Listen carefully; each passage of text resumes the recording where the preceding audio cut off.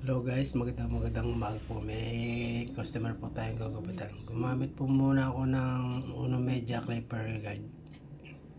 Takil mo muna nung binawas-bawasan yung mga laylayan para hindi ako mahirapan pagbabawas sa laylayan. Sobrang kapal po ng laylayan kaya binawasan ko muna ng Uno Media Clipper Guide.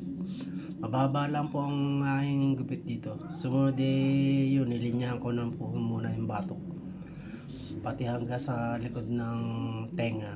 Naka na rin pong nilinya para sa pag-ahit ko, madali ko siyang susunod ako sa naahitin.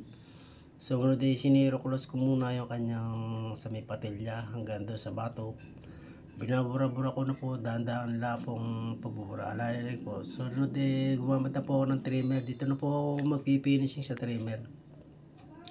Sa pagbubura po ng linya ng guwit hanggang doon sa batok. Sumunod binawas-bawas ko po yung mga labis-labis doon sa kantuhan hanggang doon sa likod. Sumunod pinanahan ko na para mawala po yung pinakamaliliit na naka-uslit. Sumunod inihitan ko na, tinanggal ko na yung mga balibong pusa. Fast forward muna ang ginamit ko nito, tsaka hindi ko na binawasan yung ibabaw, hindi niya na pinabawasan sa akin yung ibabaw. Bali mga gilid lang ang bawas ko. Sige po, hanggang dito na lang po. Maraming salamat po. Thank you po.